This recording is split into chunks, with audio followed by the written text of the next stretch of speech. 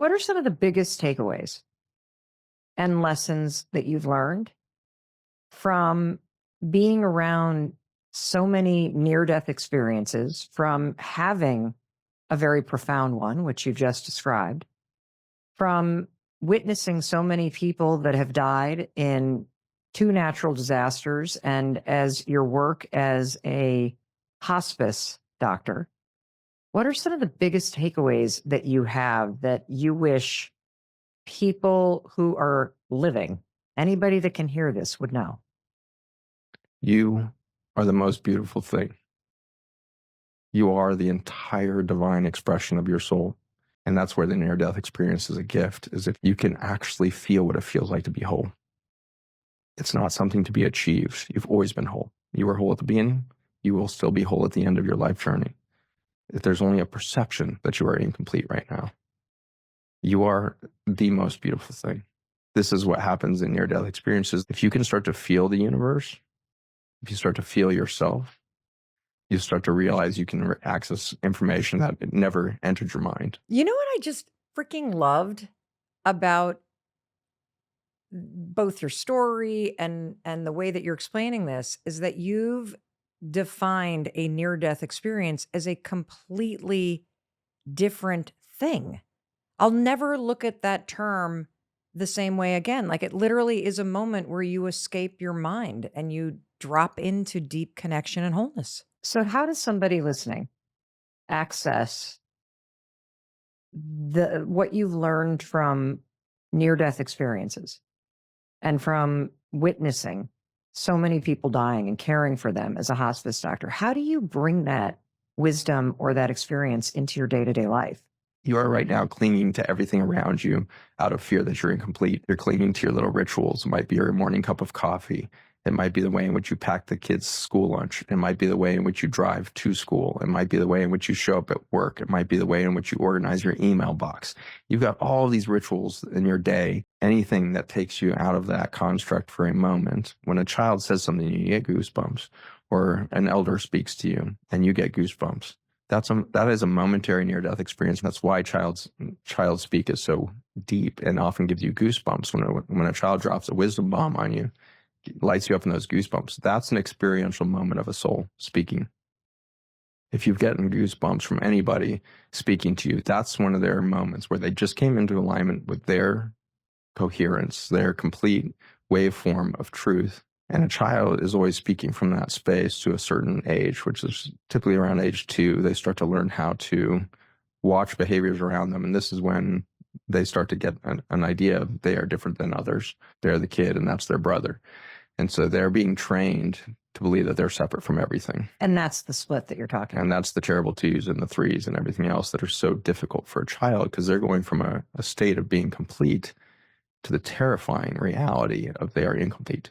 And that's why I think 2 and 3 look so difficult on the psyche of a child. And that's why they're so labile with their emotions and everything's overwhelming, because they are starting to learn a reality of disconnected, truths, or disconnected to half truths. You know what I just got is that if you consider what you're saying, that any human being that comes into this world, you're born, that you are completely intact and whole and basically an expression of pure love and connection and oneness with everyone around you.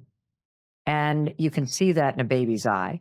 That if you then jump all the way to the end of someone's life, and if you've ever been with somebody as they are passing on, they're whole. And your ability to look at them in the eyes with love, forgiveness, all of it, is the now same experience. And if I think about my own experience of my life, there are those moments, I just cry. I think like one that comes to mind is thinking about being at the bottom of the aisle on my wedding day. And I looked straight down the aisle and Chris turned and he flashed this like huge smile. And it was that same experience of wholeness.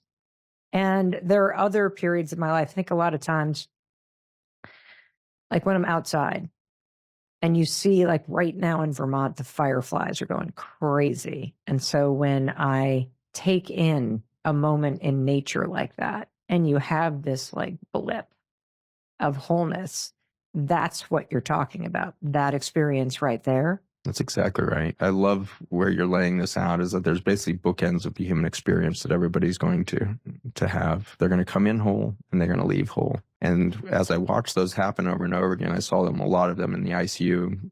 I spent 10 years working in intense hospital settings. And in those years, I got used to seeing these moments of time where you really do see a soul showing up as it exits the frailty of the human mind and then comes back in with new information to the mind, but not to itself. Because at no point does it get surprised about its journey.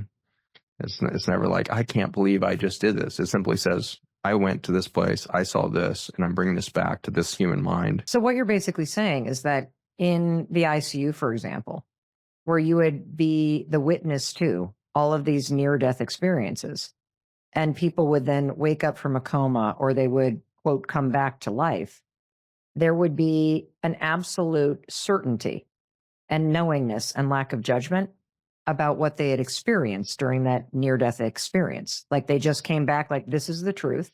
This is where I was. And that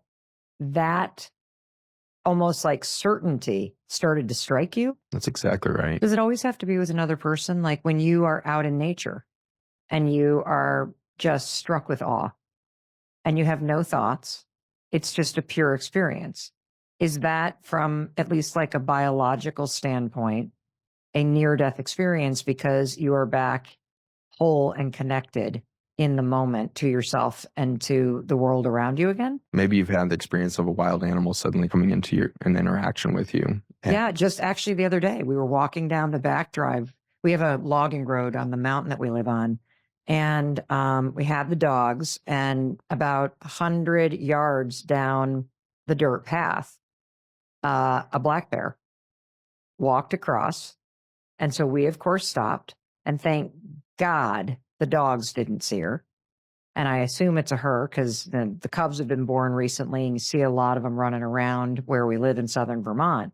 But there was a moment where she stopped and turned and looked, and we made eye contact. And it's as if sound and time disappeared. And then all of a sudden, I don't know how long I stood there with Chris, and we just saw this bear. And then the thought came in, oh my God, the dogs. And then she turned and walked away, and it was over. And that's an example of what you're describing, is this ability that you have in your life now to come into these moments and drop in to connection and presence in your life.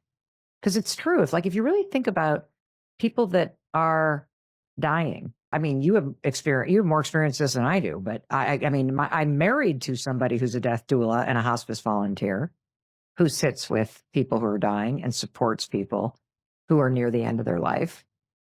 And I always wonder, are people scared? Are they afraid? And Chris talks a lot about how, no, people actually seem to be more at peace. I mean, is that what you found? Do you find that people are like, when they're approaching death, they're not as afraid? Because I think it's normal to be afraid of dying, isn't it?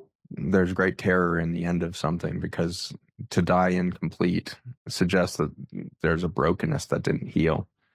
And so the reason we develop fear of death, I believe, is because we can feel this state of incompleteness that we perceived. We know that there's something deep that needs to heal, and we can feel it all the time. I all of a sudden felt this tremendous sense of sadness. Yeah. To think that the biggest realization for most people is at the deathbed. Is at the deathbed. Many of the death experiences that I've been around, in which the individual will let go of the body fully, like letting go of that egoic construct, they will journey immediately off the planet.